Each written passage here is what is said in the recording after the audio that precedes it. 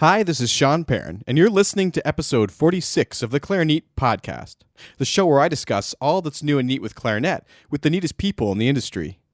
In today's episode, guest host Jason Heath from the popular Contrabass Conversations podcast turns the mic around on me, and we discuss sort of a reflection on the first year of Clarineat. Really, there's no other person who could have done a better job than this. Jason is one of the most compelling people in the whole podcasting industry. He started his show, I think, over 10 years ago, and he's now reaching over 1 million listeners a year, which is just crazy. Really, really fantastic job he's done. It's a great show, and even if you're not a bass player, I think there's some really great things you could take away from that. Stay tuned for an upcoming episode with Jason where he reflects on over 300 episodes of his show in his new book called Winning the Audition, which is to help all musicians get a better grasp on doing and achieving their goals in auditions, which, as many people know, is a very important part of being a classical musician. I'll let Jason do the rest of the introduction since I want to give you sort of a feel for his show. I've actually inserted the entire episode within Clarineat, so if you've seen the movie Inception, this is kind of like podcastception here.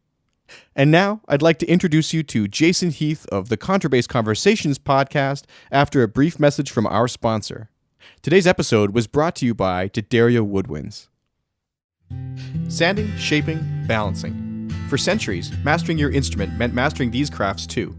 But now, D'Addario is refining craftsmanship for the 21st century by refining their reeds and mouthpieces with the world's most innovative techniques, so you can spend less time sanding, shaping, and balancing, and more time perfecting your own craft. To learn more about the new era of craftsmanship from D'Addario Woodwinds, visit d'addario.com/woodwinds. Hi, it's Jason coming to you today with another special episode.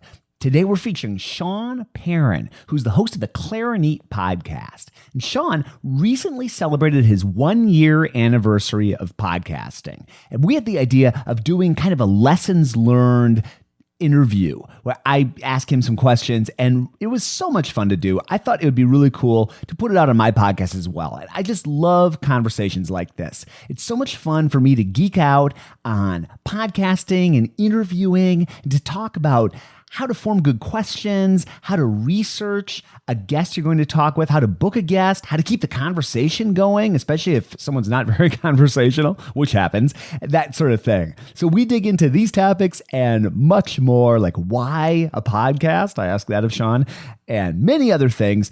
He's a great guy, great energy, even if you have zero interest in clarinet. Check out what he's doing. It's really exciting, and I know you're going to enjoy this conversation. Check out his show also at Clarineat.com. So here's my first question for you, which is so do you listen back to your own show? And if so, like in how? This is actually really funny that you asked this because someone else recently asked me this. And I said, the reason I started the podcast was because I was looking for something like this and there was nothing like this out there. So although it might seem a little bit weird or borderline narcissistic, my favorite part is actually sitting down at the end and listening to it actively in the way that I would have liked to enjoy it, because up until that moment, I've either been interviewing and sort of responding in a way that I can develop new questions, or I've been editing, or I've been writing show notes, and then I finally get to enjoy it and sort of listen and take in what the guest had to offer, which is why I made it in the first place. So. Yeah.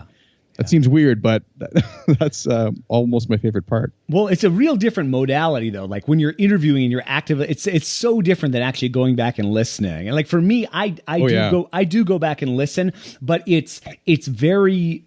A lot of time it's like in the car and I'm thinking, okay, I guess I'll listen to my show, and I'll like listen and just sort of for flow, or am I editing well? How does this sound to an outside observer?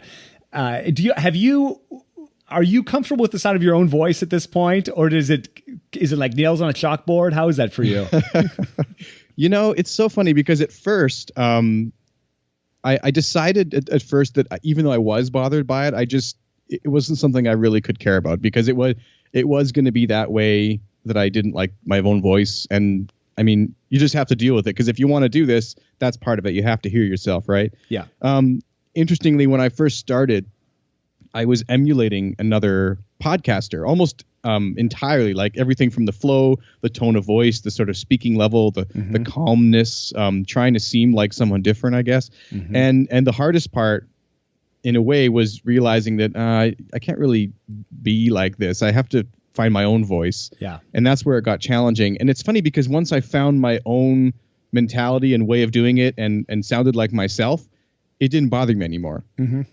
So listening back to the first, I don't know, even 20 episodes, I think I was really finding what it was going to be like. Yeah. And now when I listen, I'm like, oh, that I recognize that person. So it's not as annoying. The actual physical sound of my voice, it doesn't bother me the way I sound because I understand why I sound different versus when I'm hearing my own voice. Like when you hear yourself, you just hear all the vibrations in your head as well. But when someone else hears, it's different. And I've recorded enough and understood enough to know that when I hear my voice on a recording, of course it's going to be different. So how can I be bothered by that? It's just the way that it is. Yeah. Yeah. Right. It's like hearing your own playing on a recording for the first time versus, under your ear with the embouchure, or like me with the instrument vibrating. And I think like, wow, is that what I sound like? And then at a certain point, I just realized like, that's how I sound on bass. And it's the same thing for me with recording. It's like, well, that's just Jason talking away. And I'm pretty immune at this point. Yeah. It's weird because when I listen back to it, I just mentioned that I enjoy listening to it, but I find now that when I listen, the fact that it's me speaking kind of melts away. Yeah. And I sort of listen to it as this guy is interviewing someone I'm interested in talking to, and he's asking some pretty good questions today, or man, what was that question? That was a bad one. So I can sort of learn by critiquing myself, almost like you talk about in your book, which we'll get to later, but when you're talking about how you have to listen and adapt based on the way that you've played from recordings. So. Yeah, the question thing is interesting, like formulating questions and having the flow of the conversation going. And that's one of those things I think of it as the easiest skill and the hardest skill I've ever attempted. It's like it's just a conversation like we're having now. But at another level, it like draws upon all of my knowledge and all of my skill to like actually have that conversation. Like I have such respect for the great interviewers. And I'd love to know, like, who do you look to for inspiration in terms of like asking good questions? How do you formulate good questions? That's a great question. And the hard part about doing an interview is realizing that it's not a conversation. Yeah. And that might sound weird to listeners, but the thing is that in a conversation, let's say that you make a point, I should really respond to that point and recognize it and somehow connect it with like, oh, okay, or sure, or oh, okay, in a way that kind of, I don't know, reflects back that I've processed that. But I don't know, I find with interviewing, kind of like what you just did a minute ago, is instead of taking a break to acknowledge the fact that I'd said something, you just started a new thread. Yeah. And that is very important. That's sort of weaving in and out of the conversation in a way that's almost unnatural, but flows to a listener. Yeah. It really works. And I don't quite understand why, but the book that I read originally when I started this, because to be brutally honest, when I started podcasting, I'd listened to a lot of podcasts and I knew how to use a computer and do some recording, but I'd never put all that together and I really didn't understand how podcasting works. So I identified my areas that I really knew nothing about, one being broadcasting, two being kind of actually making a podcast, and three being interviewing. All those three sort of relatively important concepts. And I bought books on Amazon. I ordered about 10 books. And this time last year, I sat down and read all of them. And one of them was called The Art of the Interview by Martin Perlich. And Perlich, I'm not quite sure how to say it, but he actually is one of the best musical interviewers of all time. And Bernstein called him, I think, I don't remember the quote exactly, but like the best there is or something. And he's also interviewed Frank Zappa in a rather interesting way. And his book was really compelling, really short read too. Have you checked that one out? I have heard of that book. It's on my list, but I haven't read it. I got to pick up a copy. Yeah, it was really good. And there's some things I kind of disagree with that he said. And one of the things that he said I disagreed with was that you're never the person's friend. Like you shouldn't try to consider them your friend. But given the fact that like with Clarineat, and I'm sure with Contrabass Conversations too, the podcast sort of, there's a very gray line between your musical career and the podcast. Like they sort of become one in themselves. So if you're networking and even making a new friend through the show, I mean, that's okay, isn't it? Yeah. So, but he saw that as sort of crossing some kind of journalistic boundary, and he'd been burned by it in the past, ironically from Bernstein. Okay. And so I feel like that was a little bit of his own personal experience kind of rubbing off on the way he thinks about interviewing. And he also, I think, considers it more journalistic than I do. I mean, I'm getting in there talking about clarinet with people that I know. I don't really consider myself a journalist. Right. So there might be there are journalistic elements to it for sure, but yeah, I mean there are many different styles of interview and the more I've done interviews, the more I have sort of paid attention to all the different styles. A couple people that I've been really into recently. Studs Terkel. I'm not sure if you're familiar with Studs Terkel, but no. He's somebody I've admired for years. He got his start in broadcasting in Chicago. He was burned by the McCarthyism and the communist scare and all that sort of thing, and started writing these books that are just collections of interviews from regular folks. And I just love his questioning style. And I've gotten so much from him. And then the big one for me has been Tim Ferriss. Even though my podcast isn't similar to Tim Ferriss's really at all, I've learned a lot just how he asks questions and follow-up questions. And yeah, it's tough because it's, like you said, it's not a conversation. There's a great old Saturday Night Live skit with Chris Farley, and he's like the worst interviewer ever. He has some famous, like, Aretha Franklin. I was like, yeah, that was pretty cool when you sang that thing. Yeah, that was cool. Yeah. That's what you don't want. But yeah, it's the being able to move through threads. I mean, that's a skill. It takes time to develop. And it is weird. It's very musical. I see it like playing. It's more like chamber music than orchestral playing. Yeah. But I do actually view it as something that I'm drawing my musical skills on. Mm-hmm. And if you'd ever told me when I was in university that, in 10 years, one thing that you're going to do is you're going to use these active listening skills as a podcaster, I would have probably laughed. But it really applies, like the way that you can listen and respond and also listen to yourself and adjust your pacing. And I don't know, it's very musical. Mm-hmm. Oh yeah, it absolutely is. And I've even noticed myself, it's like chamber music. Like if I talk to somebody who has just I have a pretty up demeanor. I'm a pretty energetic guy. And I'll talk to people who just have a different kind of energy level. They're positive people, but maybe like a slower pace. And I actually find myself kind of modulating my pace to kind of get in sync with who I'm talking to. I don't know if I do it intentionally, but I just sort of notice how that person is or how they respond, or maybe they're like a little more time between thoughts, or maybe they're real, just like rapid fire in terms of what they're saying. And I listen back and I just notice in my own responses, they're different from guest to guest. That's so weird that you say that, because I found one of the biggest sort of aha moments for me with interviewing and doing the podcast was listening back to one day, and I realized I was editing out a lot of my interruptions. Mm-hmm. And I thought, it's just Skype. Skype's being stupid, and Skype is very difficult to work with, and sometimes there's lag. But I realized that this person was just more careful and thoughtful than other guests, and not that that's a good or a bad thing, but they just processed for a moment. Mm-hmm. And I felt compelled to say something always. As soon as they stopped, I was like, blah, blah, blah, interrupting their idea, really. And I noticed that, wait a minute, I should try to adapt a little bit. And it is odd how sometimes my personality seems to change. I listen back and I'm like, that's weird. I really was a different person with that guest than I was with a different one. And I think it's just natural, part of conversation, part of, you just behave differently or respond differently or communicate differently with different types of people.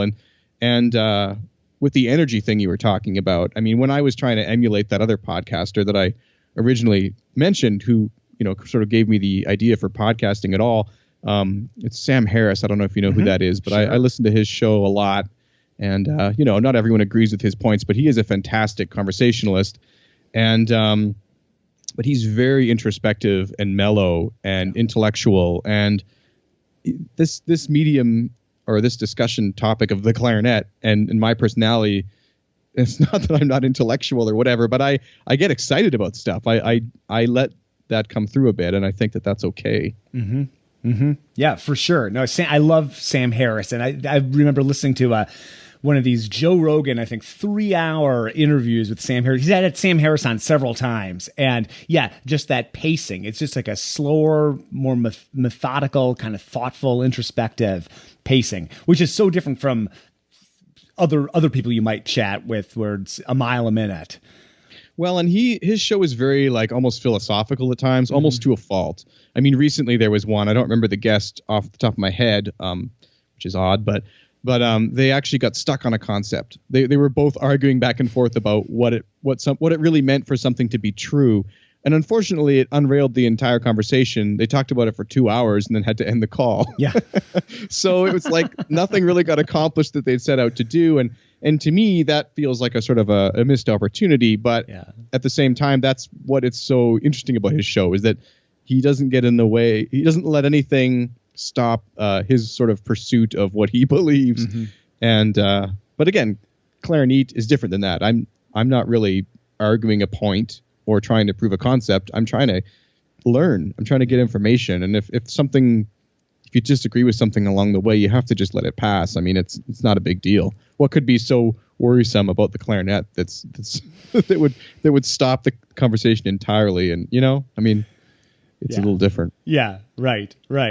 Well, so I'd love to maybe just why a podcast? Like, I don't know all the things you could have done with your time or directions you could have pursued. What was it that attracted you to the podcasting medium? I think it was simply the fact that I'd listened to so many, and once I realized, there's a Steve Jobs quote actually that I can't remember verbatim right now, but he says something like, if you were to realize that all the things out there are just done by real people, you would do them. Like, and I wish I could remember it more exactly. Maybe I'll try and send you a link to it, but it just really sort of resonated with me one time. I did realize, like, wait a second, all the books that have been written, all the things that have been done, all these things are done by people. And that sounds like such a stupid thing to realize, but it's true. Any person can really do what they feel like doing. And I was at sort of a crossroads where I was realizing that I didn't want to be a full-time orchestral player. I was no longer in a position where I felt like going back to school, although it's always open, of course. But it's a lot of money, and it's a lot of, I'm married. I'm in my 30s now. I don't feel like packing up and moving across the country just to get a master's. Right. So anyways, long story short, the podcast medium just felt natural to me. It felt like something that I wanted to get into. It felt like something I wanted to do. And most of all, I felt the very real need for the podcast. And so I wanted to fill that need. I just felt like I was the audience that a podcast, I felt like I was the audience that a podcast like this could serve, and that there must be at least, 1,000 or 10,000 people like me that would listen to it. So I just went with it. Well, and that's the best reason to start a podcast or start anything, I think, is scratching your own itch. That if you make a show trying to appeal to anybody, you'll appeal to nobody. If you at least try to make a show that appeals to you, you've at least got an audience of one, and probably another quote where this is our conversation of quotes that we can't remember exactly, but it's like, be careful about what you invest your time in, because if you build something that you aren't really into and then it becomes successful, you've just like created a whole life for yourself doing something you're not really that into. And I've thought about that a lot recently, especially in different career avenues that present themselves. I'm like, either I'm going to say like heck yes or no, in terms of what direction. So like for me, the podcast, it's like the sort of show that I want to listen to. And that's what I love about your show. I love the questions you ask, and I love just sort of, and it's been fun like watching your show evolve since I've been following along, which is about maybe 6-8 months into your journey.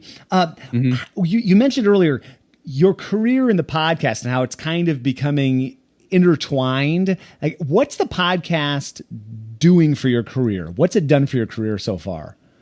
Well, it's interesting. Before we move on from that concept of finding what you want to do, I mean, another sort of concept I've thought about before is that, you can spend all your time climbing the ladder, which is great, but make sure you put it against the right wall. That's a good, right. Because Right.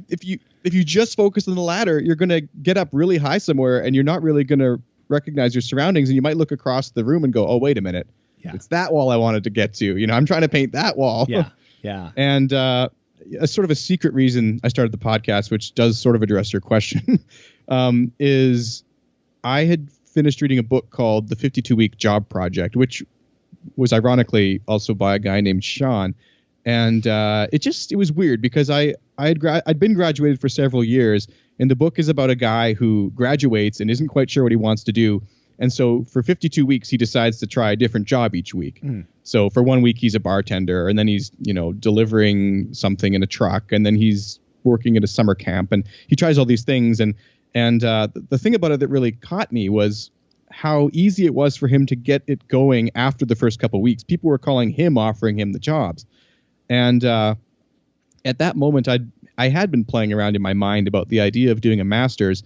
And I thought to myself, what is a way that I could speak to these many people and really decide who I'd want to study with without actually flying down there and paying a lot of money for, the flight and a lesson with each of these people? Is there a way I could give them value while learning about them at the same time? And this was sort of a periphery reason, which it came to be. It was kind of a method to sort of get the conversation out there, not just so it could help me, but so it could help anybody. I mean, if you're looking to go study with someone and you have Clarineat on your iPhone now, you can now talk to Michael Norsworthy, Laurie Friedman, Francois Uhl.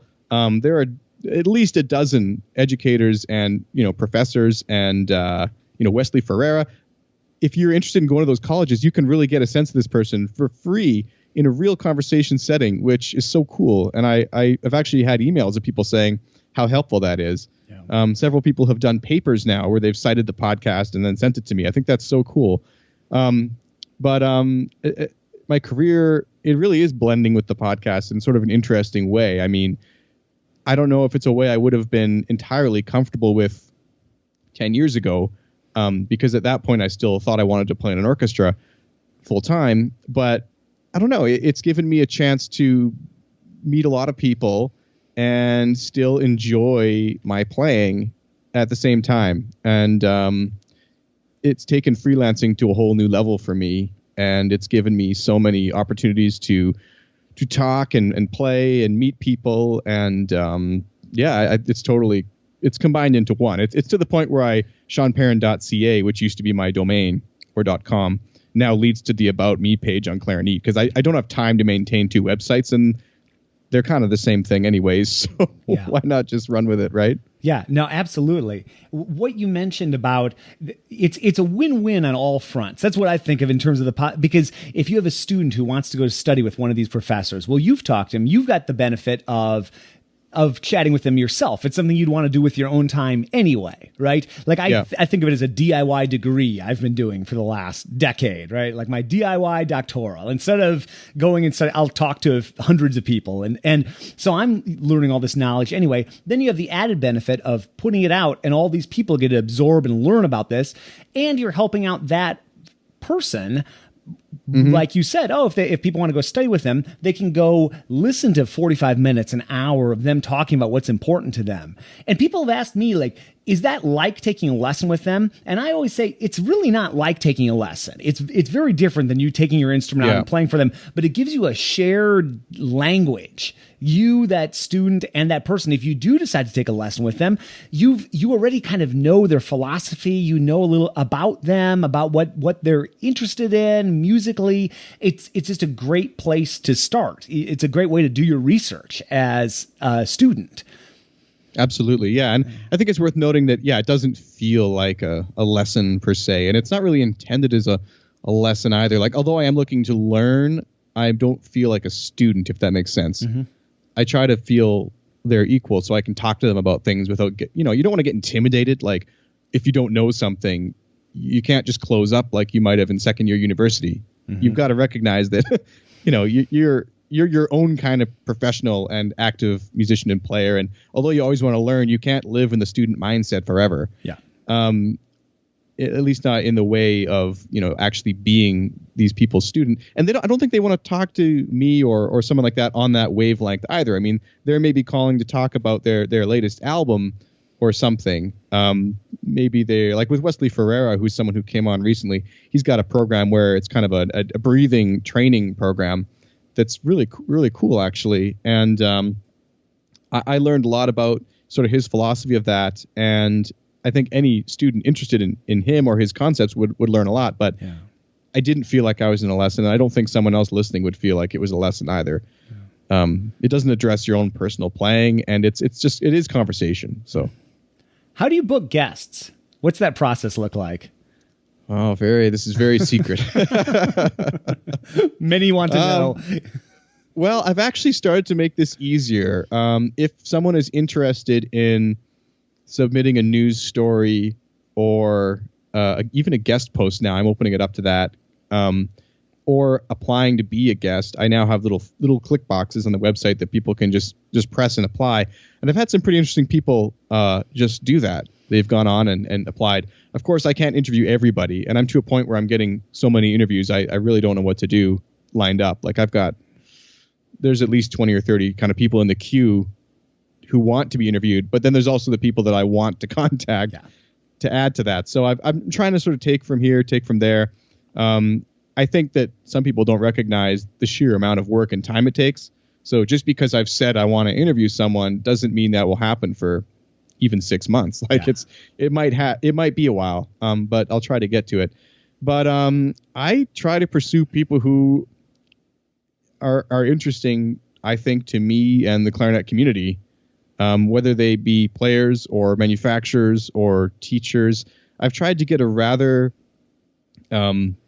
compelling spread of people. But for the second season, one of my goals is to kind of get out of my comfort zone a little bit and go into things which I'm not as interested in the hope of expanding myself, but also of the recognition that not everyone shares my exact beliefs. Not everyone loves new music as much as I do and is interested in freelancing. Eddie Modic Research was kind of a one that was very interesting to me, and it actually turned out to be one of the most compelling interviews, but I wasn't sure anyone would like it. Mm-hmm. But actually I got great feedback on it. But that was an almost selfish one. I've used their headphones for over 10 years. They're a fantastic company. I just think they're awesome. I wanted to talk to them, and I did. I found a way to make it work. The biggest thing I would say, that if you're listening right now and you're like, oh, I really wish Sean would talk about X, well, then send me an email. One of the hardest things about all this has been is the feedback. I mean, some people send feedback, but I don't think that most people send feedback. And I don't know why. I think if there's someone you want to hear or talk about, or if you yourself want to be on the show, just send an email. feedback@clarineat.com, or go on the website, click the apply box or suggestion box. It's really that easy. I'm very approachable, and I care that people hear about things that they're interested in. Yeah. So. Yeah, no, that means a lot. If someone contacts me, if I get 2 or 3 messages with the same guest name, they move up the queue big time. Exactly. And I'm always the worst judge. I don't know about you, but I'll talk to somebody and I'll put on an episode and I'll think this is going to be popular, and I'll put on another one, and I've never put out anything I'm not happy with, but I put out ones that I'm like, oh, this one's probably not going to be as popular, or maybe, and man, am I wrong more often than not. Like the one where I thought and then that's the one people are writing in, that was my favorite interview ever, and I think, really? And then I've got one that's just a home run, and it's like crickets. It's fascinating. I found that even it's not just the big name that draws people, which I originally thought it would. Mm-hmm. It's literally the content. Yeah. Like if people see a compelling title of something that they're interested in, I think they click on it more. Or if it's of a little more interest to a generally broader group of musicians, and especially if the person has had themselves a wider social media presence. Mm-hmm. Like if they've taken the time to share it with their audience as well, it's going to lead to a huge boost of downloads. I mean, for example, Dorico, which just came out, I had interviewed Daniel Steinberg, Daniel Spreadbury. The company's called Steinberg. We talked about their new product and all this stuff. It was really, I wasn't sure any clarinet players would be interested in it. I hope that they were. I hope that they are.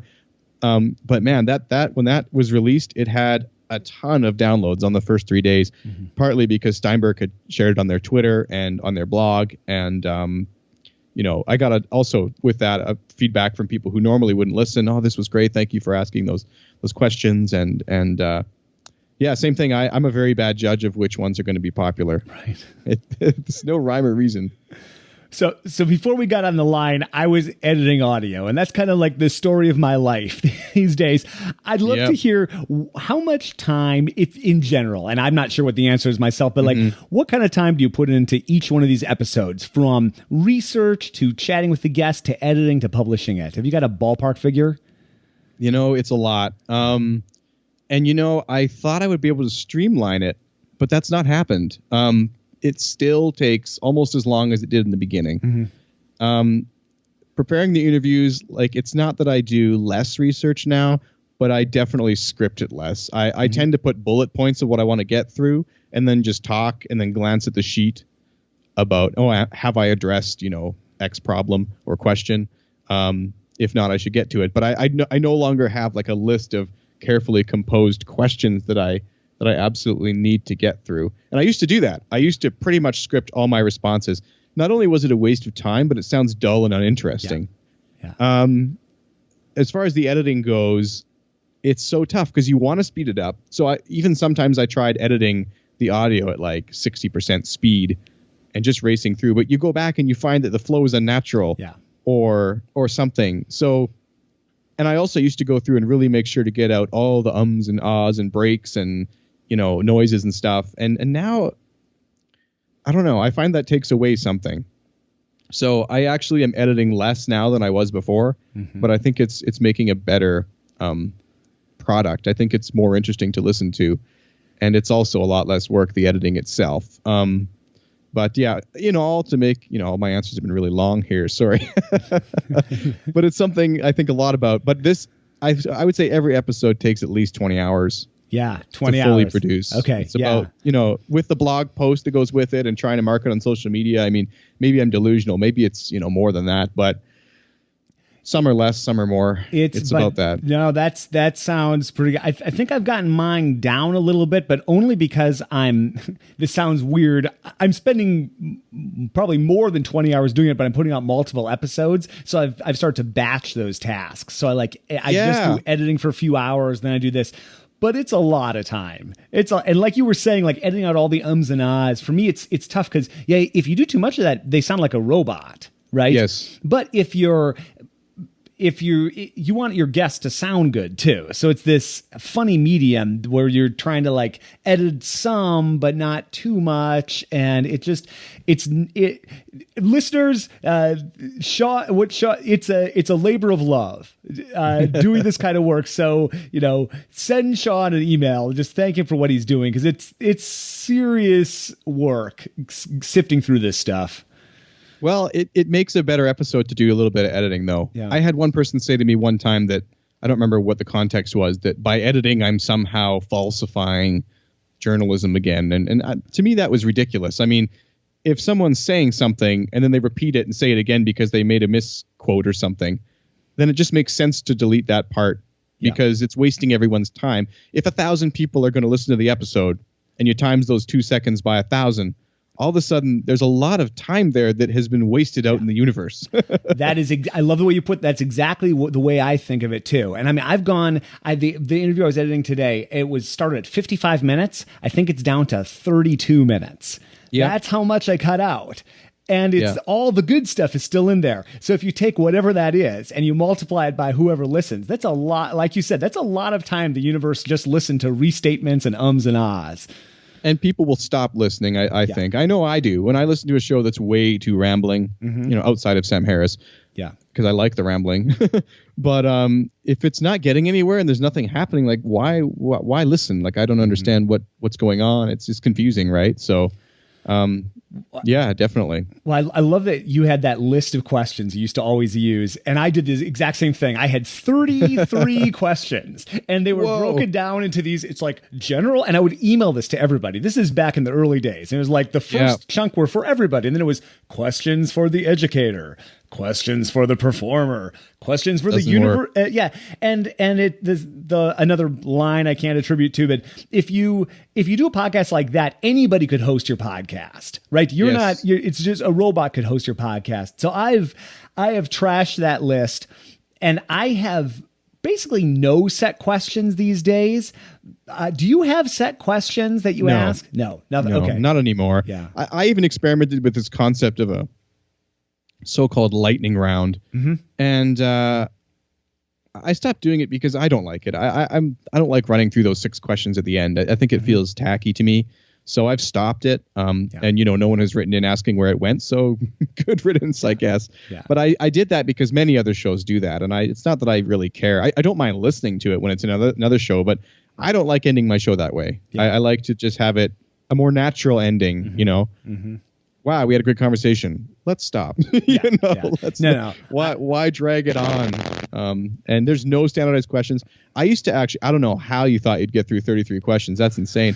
I used to do 10 questions. And even then I'd be looking at my clock. It's an hour and 30 minutes in. And one guest one time named Ed Jaffe, we went on for 3.5 hours, and I broke it into 3 interviews because each kind of covered different topics. But man, 33 questions. We would have been there for at least a day. But man, so like a 3.5 hour episode, but to me, that's the beauty of podcasting, because if that's the natural flow of that conversation, how cool is it that you don't have a 22-minute structure that you have to break at the 12-minute for commercial and break here? Oh, yeah. And that's just what I love about the medium of podcasting. And I think when people discover it and they become fans and subscribe, they tend to become super fans. So it's such a cool way to deliver this real in-depth, long-form content, and it can go on for as long as it wants. So it's cool. I love that you don't do the standardized questions. Do you? And I'm sure it's different for every guest, and you said you've changed it more recently, but like, what's your research process like in general? Like, you've got a guest coming up. Is there anything you tend to do, or is it different for everybody? How's that work? It's the most important part. Yeah. Really, I think it is. And one of my biggest panic moments came ever when I had prepared all my questions for a guest, and then we kind of lost touch for a few months. And unfortunately, I thought I had the questions, so I didn't worry about them. But 5 minutes before the interview, I went to open up my file just to realize I deleted it.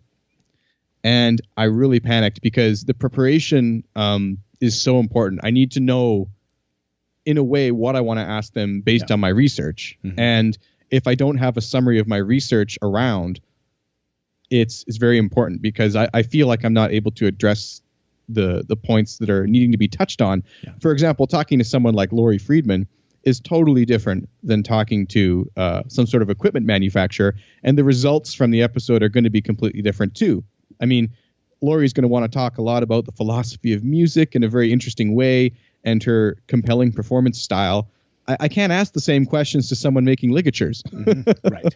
It's just not like that. So I really want to get into the company or the person and learn about the philosophy, what makes it interesting, what might be nice to ask, what's new coming up, any new projects. Like I try to get creative and think of questions that the person, when they're asked, would be excited to answer, and it's the main reason I don't start my shows off by going, so when did you get into music the first day or whatever, I do like to ask, could you give me a summary of what your life is right now? Yeah.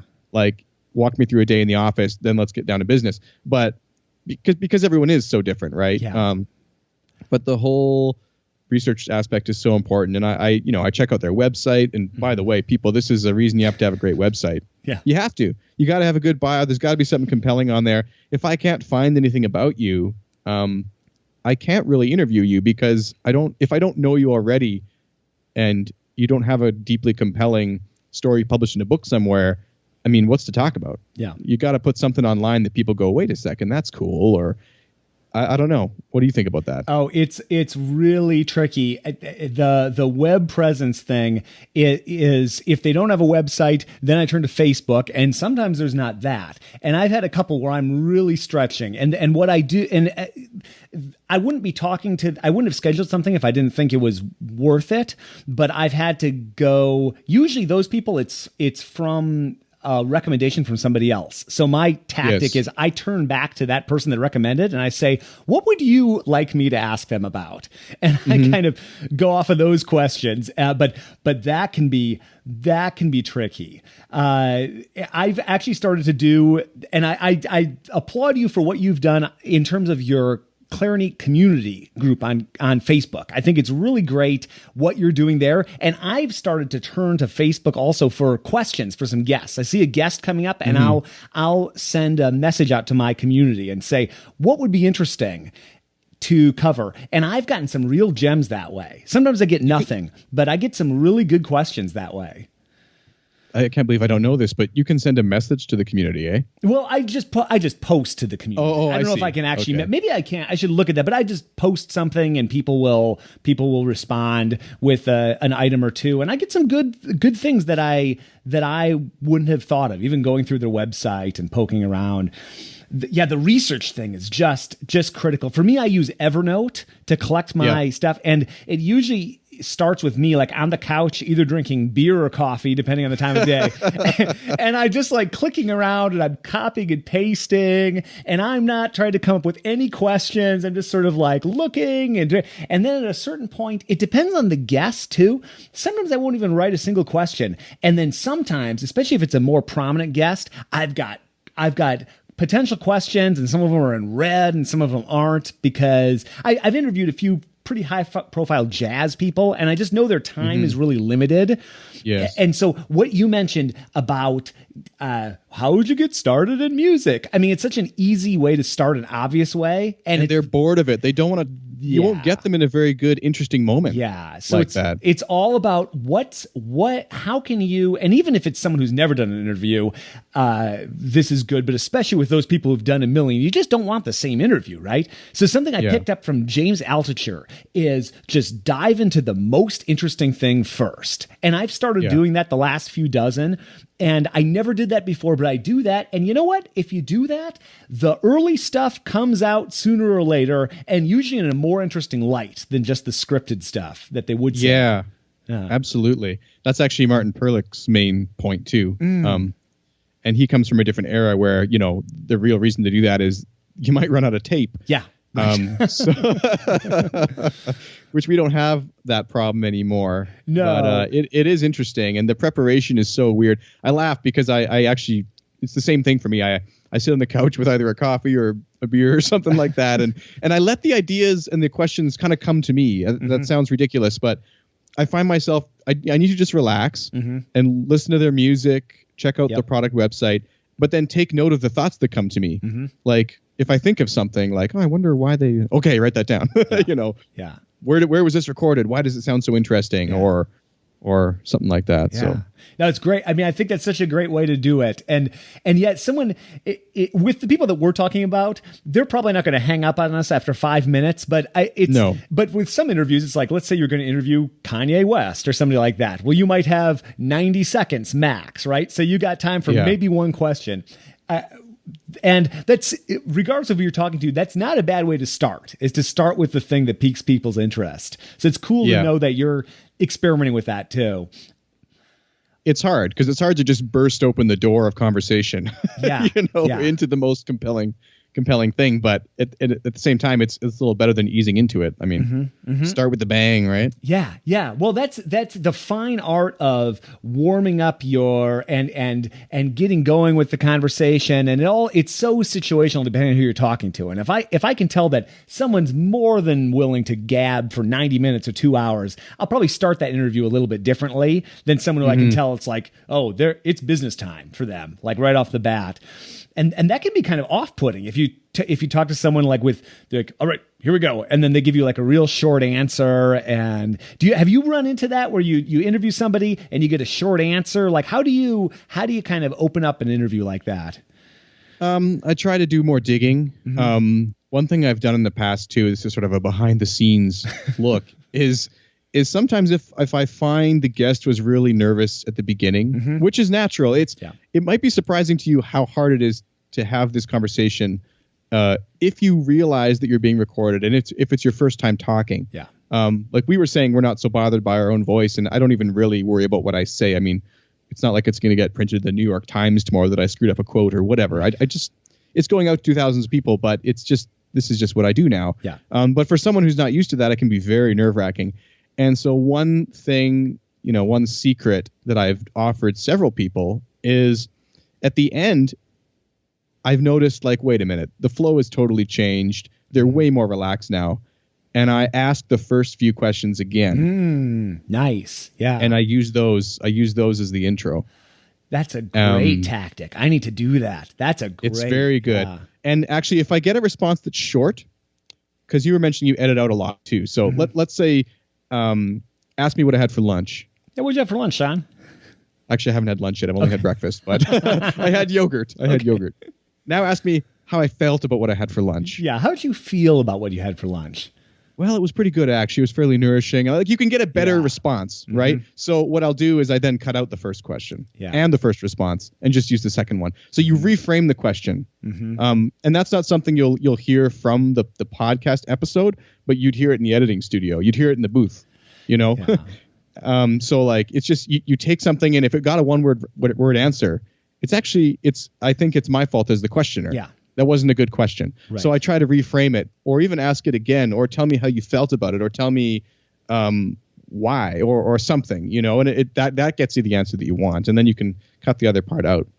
Well, and that's the beauty of editing and letting the other person know, like, hey, if you want to say anything again, say it again, do this, do that. And then I have the luxury of editing and I noticed the same thing too in my editing software. I'm like, oh, that's kind of weird. And I listened to what I asked, and I was like, well, that was kind of a dumb question, Jason. Do you notice that you can tell the people who have recording experience? Oh, yeah. They'll go like, I screwed up.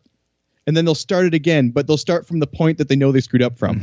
And those people are so golden, because I can cut out exactly what's necessary. And they knew that when they were saying it. It's a very odd thing. Yeah. I wonder if that happens with non-musicians. I don't think so. Well, people with recording experience or interviewing experience, like you said, it's such a different ball game putting together an episode with them. But you have so many people that this is their first time doing a conversation like this, but they have so much to offer. And I think just what you do or what I do in terms of editing and giving them final edit, that kind of thing, like it makes it a real safe environment. Like, there's no gotcha. Like, neither of us are trying to pull one over on a manufacturer or a guest. It's, the point is to share their message, make them look good, bring what they're doing to the wider audience, and just having the luxury of editing. I mean, it's a double-edged sword, because it means it takes more time for us, but it gives a better product, and it makes it a safe zone for them too. Well, and back to the journalistic thing, when I interview a manufacturer, I'm not digging for dirt. Yeah. I'm not trying to find something that I can then send to a newspaper and, well, here's a story. I found out these people, when they make clarinets, for every clarinet they make, they kill a chicken, or, it's not like that. I'm not going to find something bizarre, or at least I hope not. If I do, I would reconsider the whole conversation. But it's not like they're going to be put on the spot and taken off guard. And actually, you said something at the beginning I found interesting, which is that you offer people the editing right. And that's something that's, very important to me too. But a lot of people don't do that. Why do you think that's important? Here, I'm turning it around here. No, it's great. It's great. And it's another thing that I picked up from Tim Ferriss. That's what he does with his guests too. And it just adds that safety layer where if there's something you want taken out, you're welcome to it. And, honestly, if the interview was, I'll tell them, hey, the interview went great. I'm getting ready to release it. I don't necessarily always send them the preview link. It's more like if I can tell they really would like to hear it. With somebody they're like, cool, man, sounds good. Send me a link when it's out. Then fine. But I definitely offer that up to anybody who asks. And I do at some point say, if you like, I'll send you a link and you can listen to it and that kind of thing. And I have had to do some extra work as a result of that, because people will listen back and they'll say, hey, could you cut out something at 20 minutes? And then everything's all posted, so I've got to go back into my editing software and do that. But so it's an extra step, but it's just one of those things that I think it's good karma long term. And you're really, if you make someone not sound that good, they're not going to want to share that with people they know. If you make them sound good, they're going to share it with the world. And with the type of people that we're talking to, a lot of the time, they're not necessarily getting interviewed on podcasts every week. This is something that's going to be referenced back to for years and years. And if you think about it in terms of that, it's like, well, maybe I should take out that extra little something and really make it solid and something that they can get behind. Yeah, it's the icing and the glitter or whatever on the cake. I mean, it's not really affecting the cake itself, but it makes for a better cake, you know? Yeah. And like we said before, you can do too much of it. I mean, if a cake is mostly icing. Right. I have definitely been guilty of that. And that's like, I remember listening back in the car and everybody's words were spaced just this way. Because in my audio editor, that looks really nice. But then I realized, no, you got to preserve people's speech and the flow. And it's something you did recently, kind of switching gears a little bit, is go to the Midwest Clinic. And live events have been huge for me in my own journey. And maybe just share a couple of things. Why did you decide to go to that? What did you get out of it? What do you see going forward in terms of Clarineat and live events? Well, I'm so glad that we're getting a chance to talk about Midwest. And first, I want to just thank all the people who contributed to that. I wanted to go to Midwest because Clarinet Fest had been so successful. Actually, I traveled for the podcast, believe it or not, 4 times in the first year. I went to Penticton, BC, and interviewed Peter Spriggs. That was fantastic. And, you know, it was just a no-brainer. He lives a 7-hour drive from me. My wife and I went out there and had kind of a weekend. We went for dinner. We had a great time. We had just a fantastic connection. And that interview was, I thought, really great, too. And then I went to Montreal. Of course, I was there to see Radiohead, but I also interviewed Laurie Friedman. Now, that interview, unfortunately, has not been released yet. There's some severe audio quality issues which have to be dealt with. And she's so busy. She's on a European tour now, and it has not come out, unfortunately. But then I went down to Kansas, and I also went to Vancouver. So Kansas was Clarinet Fest, and Vancouver I went and toured Bakun Factory and chatted with Maury and Joel. And I just started realizing that the travel element, that the personal element is so important, you know. Also for marketing, I mean, I went down to Clarinet Fest, and one of the coolest things was I was handing out my brochures, and although I was kind of let down by this at first, I realized how amazing it was. But most of the time when I gave someone a brochure, they said, "Oh, you're the Clarinet guy." And so in a way, I was getting kind of frustrated because I was like, well, I'm not finding anyone who hasn't found this yet. But then I was like, wait a second. How cool is that? I mean, I even ran into one girl who was listening to it at the time that I came up to her. And that was so weird. She's like, look, it's on my phone. And I thought that was so weird. But anyways, so with Midwest, I saw a real opportunity to connect with not just some manufacturers, but also like Anthony McGill of the New York Philharmonic was there.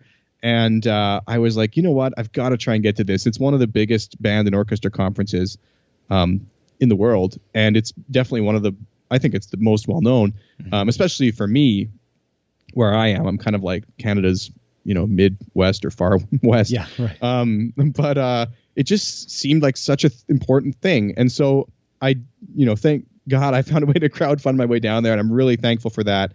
And I really appreciate everyone's support for that. And, I got to go down there and chat with at least 10, maybe 15 people all of whom at some point, once I get my hand back here, all of whom are going to be included in a little video that I put together, little mini 1 to 5 minute interviews on site. And then the long-term plan is to follow up with these people and turn them into episodes. Yeah. So like there's the guy there from Flavor Reeds, which is a company that, although a lot of people I think don't necessarily agree with, there's a guy who's making flavored reeds so that kids can enjoy music more. I mean, what could be a more compelling and interesting and sort of feel-good story than that? He's an old guy. He's nice. He's just a nice guy. Anyways, so I ran into Flavor Reed, Reed Geek.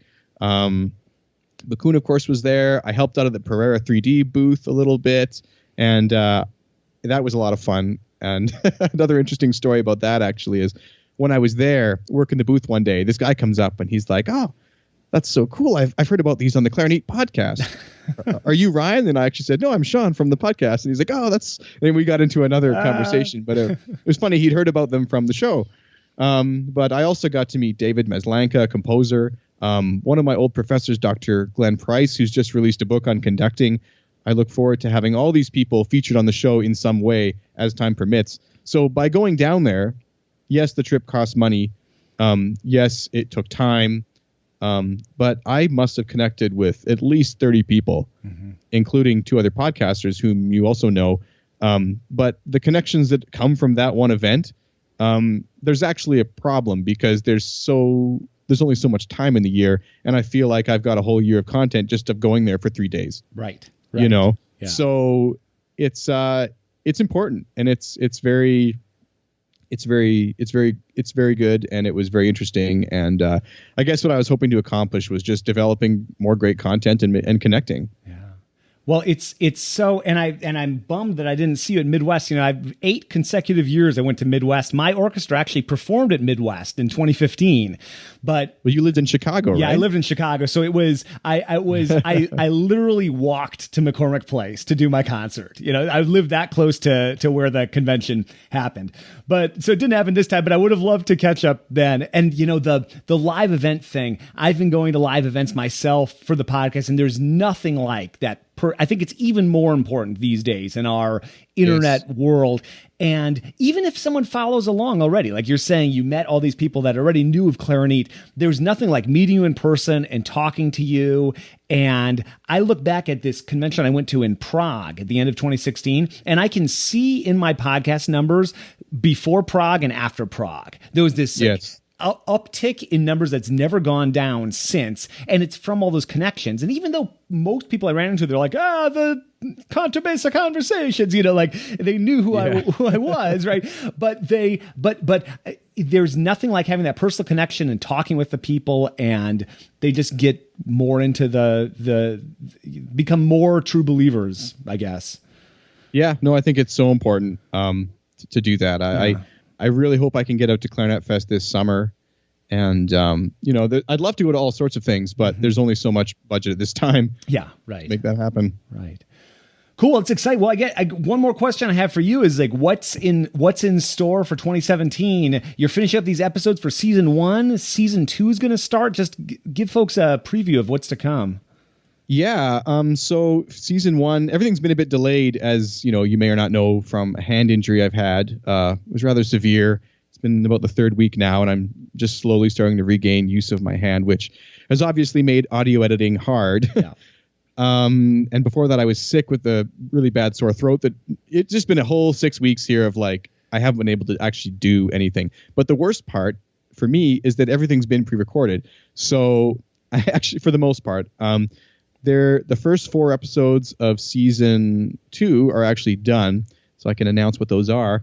Andrew Morrow is someone who I know in town, and we are going to be trying a new concept of debate episodes. So basically, people in the Clarinet community, I've been posting a question every Wednesday, and people debate it. And then Andrew and I, you know, go back and forth and talk about the pros and cons and sort of try and go through all those debate points that people have made. And it's actually it was really fun. It was really interesting. I hope people take to it. We're going to try and do that once a month. And then Eric Salazar is going to come on and tell us how he grew his Facebook artist page by 6,000% in 2016. Wow. Now, he's a recent graduate, and he now has more Facebook followers than every other clarinet player in the world except for Martin Frost, and he's getting pretty close. Wow. So it's unbelievable what he's done, and I can't wait to share that. And also, who else we got? Peter Siglaris comes on to talk about freelancing in a really compelling conversation. He was just great.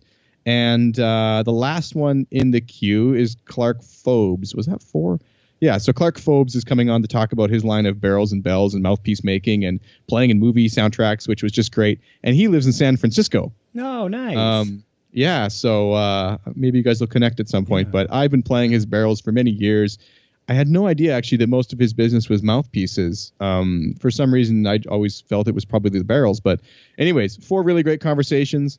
Other stuff coming up. I can't really confirm at this time, but I've been in conversation with people ranging from Frank Cohen, Anthony McGill, to having some guests back from the previous year who I said I wanted to do repeats with.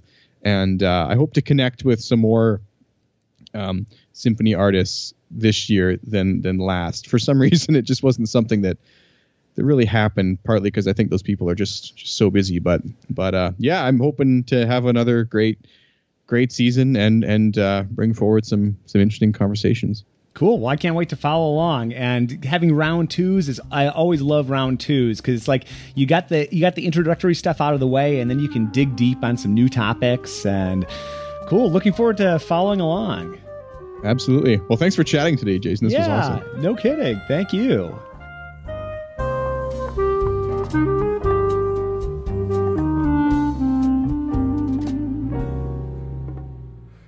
Thanks for listening to the Clarineat podcast. If you'd like the chance to win items mentioned on the show, please be sure to head to www.clarineat.com and subscribe with your email address to our mailing list. You'll also receive free content updates, coupons, and more directly to your inbox. If you're enjoying the show, please consider subscribing and leaving a rating and review on iTunes or wherever you happen to listen.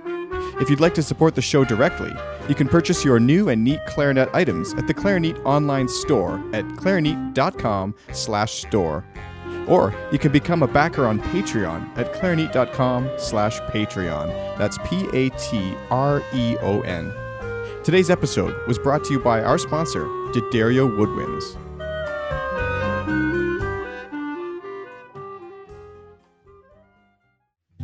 Sanding, shaping, balancing. For centuries, mastering your instrument meant mastering these crafts too. But now, D'Addario is refining craftsmanship for the 21st century by refining their reeds and mouthpieces with the world's most innovative techniques, so you can spend less time sanding, shaping, and balancing, and more time perfecting your own craft.